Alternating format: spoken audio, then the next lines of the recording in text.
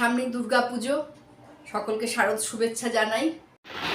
প্রথমেই নিয়ে নেব 100 গ্রাম মটর ডাল আর তারপরে নিয়ে নেব 100 গ্রাম ছোলার ডাল।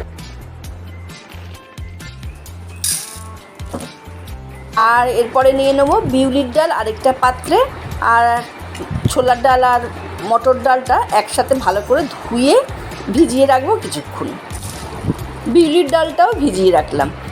নিয়ে নিলাম 1 চামচ পোস্ত আর 2 চামচ সাদা তিল, এদিকে মৌরি আর আদা।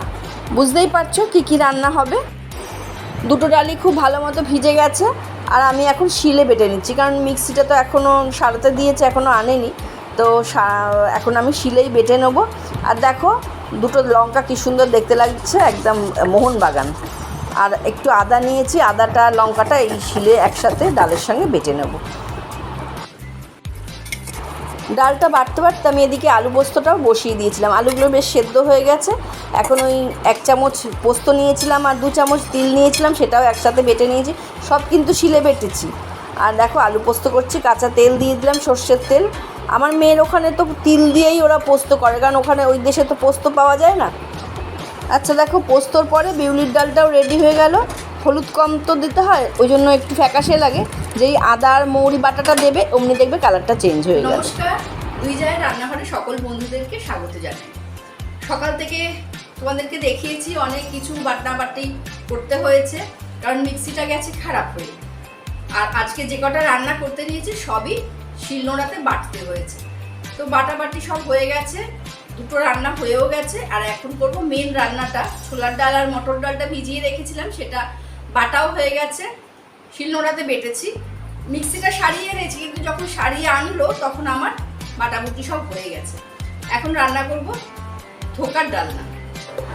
আজকে জানো তো নিরামিষে যে কটা রান্না করছি সব কটা রান্নাই আমার মেয়ের ফেভারিট।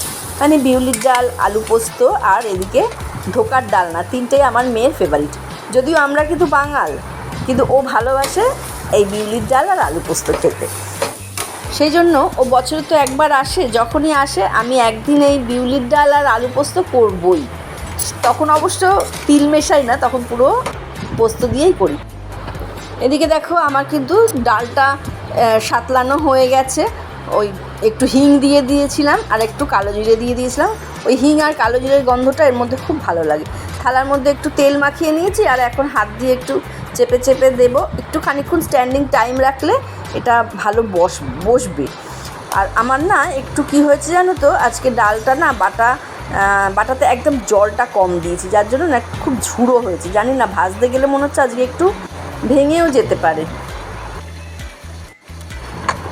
এখন অবধি তো সব দেখো ঠিকঠাকই আছে, দেখা যাক।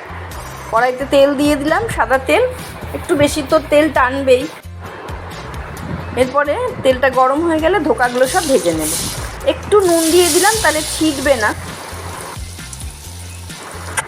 দেখেছো ধোকাগুলো কিন্তু কয়েকটা একটু ভেঙে ভেঙে গেল।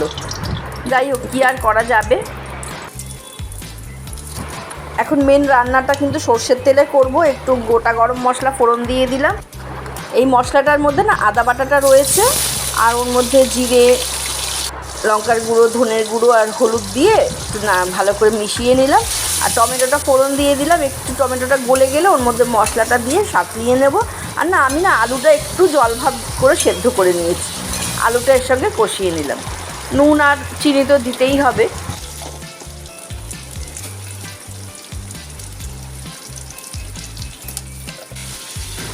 ওই মশলার বাটিটাতে এখন অল্প জল দিলাম, এরপরে না আরেকটু জল দিয়ে দেবো, না হলে না ওই ধোকাটা যেই দেবো সব জল টেনে নেবে। ওই জন্য এখন দেখো একটু বেশি জল দিয়ে দিলাম। আর এদিকে দেখো আমার ভাতও হয়ে গেল। এপাশের গ্যাসটাতে ভাত বসিয়ে নিয়েছিলাম। এখন তো আমাদের দুজনের মতো ভাত হয়। আগে আমাদের বাড়িতে জানো কত বড় হাঁড়িতে ভাত হতো, যখন আমাদের জয়েন্ট ফ্যামিলি ছিল, 51 পরিবার ছিল। নাবানোর আগে আমি একটু গরম মশলা দিয়ে নামিয়ে ফেললাম। আমি না ধোকাটা আর ঝোলের মধ্যে দিইনি, ধোকার মধ্যে ঝোলটা দিলাম। এই দেখো এই আমার ধোকার ডালটা, ওদিকে বিউলির ডাল আর আলু পোস্ত। আজকের এই নিরামিষ রান্নাবান্নার ব্লগ যদি তোমাদের ভালো লেগে থাকে তাহলে অবশ্যই লাইক, শেয়ার আর কমেন্ট করে আমাদের চ্যানেলটা সাবস্ক্রাইব করে দিও। আর সামনে দুর্গাপুজো, সকলকে শারদ শুভেচ্ছা জানাই। পরের দিন আবার দেখা হবে একটা নতুন ভিডিও নিয়ে। ততক্ষণের জন্য টাটা।